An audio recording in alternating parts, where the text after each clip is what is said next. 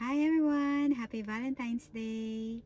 I hope that each and every one of you are enjoying this wonderful time with your family, with the people that loves you, and of course, the people that you love.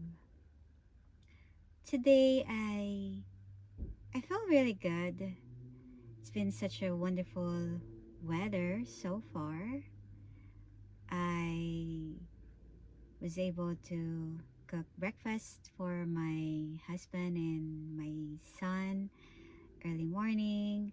I just made some potatoes and my son loves cream cheese with his on his raisin bread, then eggs, which is very important. We need protein, in the morning. It was a lot of work because I usually wake up around 6, before 6, and then I have to cook to make sure that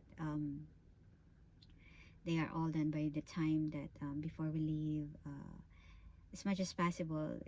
I preferred that everyone eats before they leave home if they cannot, so I try to cook when they come home because breakfast is so important for you to have an energy, especially if you have a lot of things to do all day. And one of the difficulties for people with disabilities such as my son has autism, and then my husband had issues with his memory after his brain surgery is forgetting to pause and stop to remember that he needs to eat, and he will only eat once he remember, like, oh, I'm hungry, and was too late already. And before that, they're wondering why are they tired, they're kind of grumpy.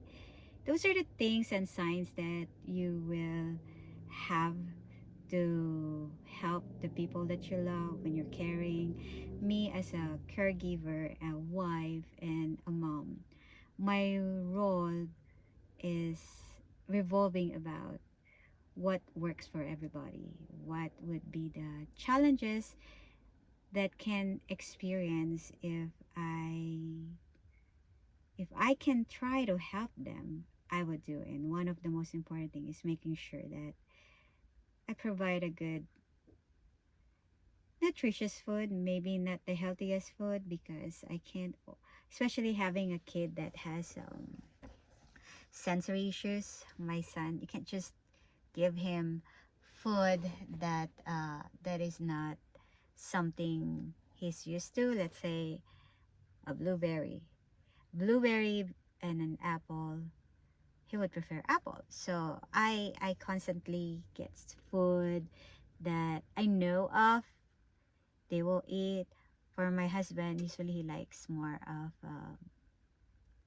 oats or sourdough, and these foods are so important for you to think of, because if this doesn't work well in your body and then you leave the house, uh, you're gonna have to deal the repercussions of choosing what the food that you ate and then how your body reacted.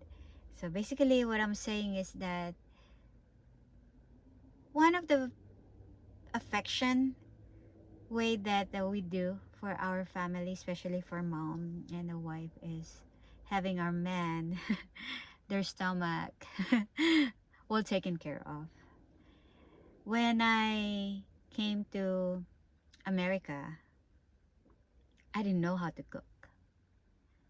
My mom always cooks for me. We Filipinos, we we are so close that even when we're adult, our parents love to sheltered us. They're so strict still. They still monitor what time we go home. So I was until 26 years old, and I still live with my mom. She washed my clothes. She cooked everything while I focus on either I work, either whether I work. Oh, no, no, no. I'm sorry. I think I need to rephrase that.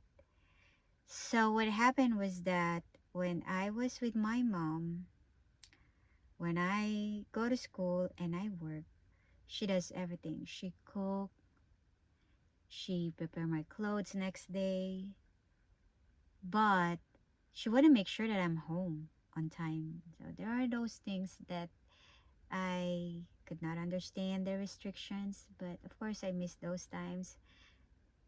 But I realized when you become a parent, you know that you can't control things with the people that you love, that your family or your kid.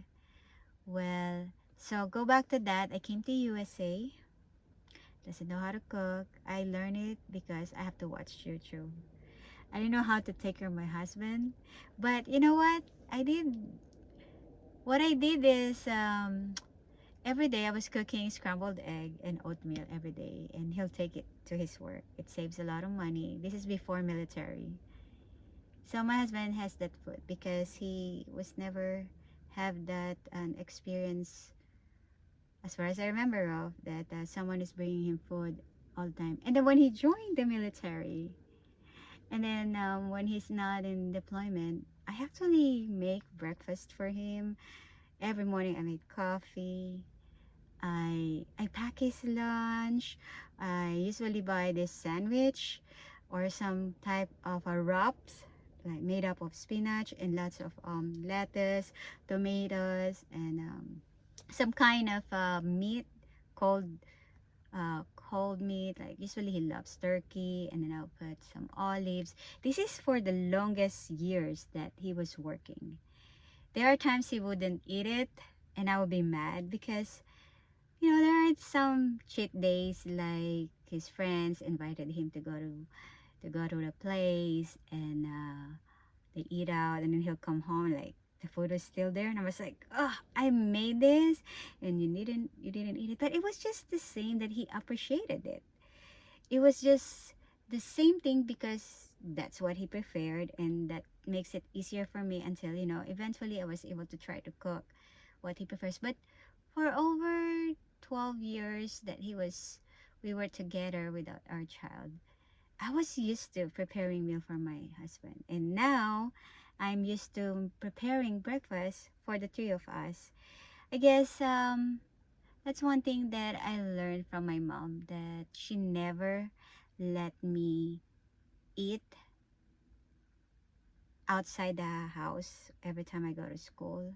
She want to make sure that I'm taken care of before I leave, and I got that habit, and that's form of love became so unconsciously um, developed to us, and I treasure that. I have a grateful mom that I watch her, how much love she did for my dad. There's a lot of sufferings. There's a lot of, a woman may not be able to stand, but she chose to be with her, and because she chose to be with her, she she kept me and my sister. We both have still the parents. It was a very complicated marriage for them, for sure, especially when I came to the picture. But how do you really define love? That's a question, especially when you choose the person you're with. Is it the person has to be always attentive to your needs? Is the person has to be always cautious to make mistakes when they're around you? I think what I saw with my mom, she expressed verbally the mistakes of what my dad did. But I think there are times that my dad has going through a lot, and he just can't probably handle the the stress that he went through, or the past trauma experience he he made a lot of mistakes to his wife. But in the end, I saw my mom how much she loved her man, and that's what I do, and that's I want to be. I want to love my husband without a conditions, and I want to be the someone that can truly understands. So when he has challenges, so if that's something that no one can understands him, I am the one will say this is how it works for him.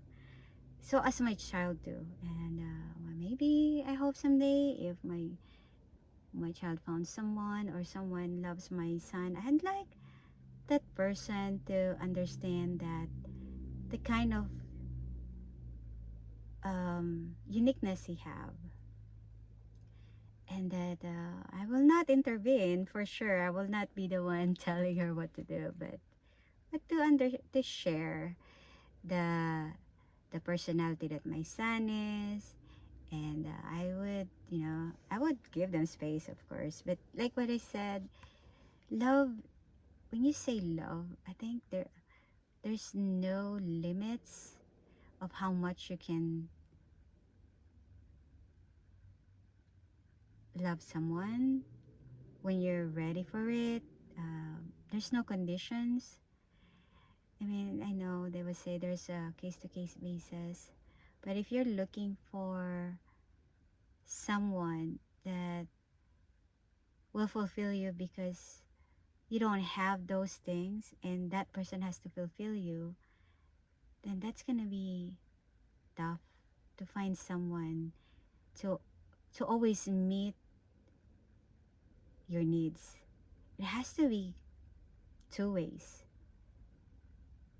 When you married someone, the moment you met them, I think you fall in love. But when you're with that someone for many years, it's gonna change. There's a lot of changes gonna happen. But no matter what, you stick your promise, for better or worse. What is worst for you that you can handle? And for me, I I have went through a lot of changes in life when we got married. And I'm happy and I'm blessed that my husband is still here after all of the things that change our life. And our son is with us. It isn't easy to raise someone that has challenges, especially if these are the things that you don't know how to deal with until you have to seek help, how to be the parent that can take care of the people that you love. So my topic is all about spread love. How much can you love someone that you promise to be with for better or worse? How much would you go further to, you don't need to change the person you are, but how would you make sure that your expectations to that person, and if it fails, you don't use that against them, and then you just say it doesn't work. And that's all for now. Again, happy Valentine's Day. If you think that this video doesn't make sense, please let me know. I will explain it, and just comment below. But happy Valentine's, everyone across the world. You may have differences with your languages, differences of belief, perspective. The most important, you meet in the middle. What is your goal together? To have a wonderful companionship for the rest of your life, and be a best friends for the rest of your life. And don't give up. Always pray. Keep God in the center of your marriage. That's why we are here.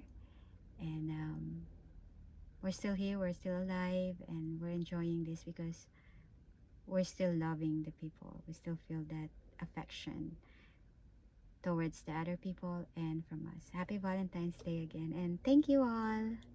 Have a wonderful weekend.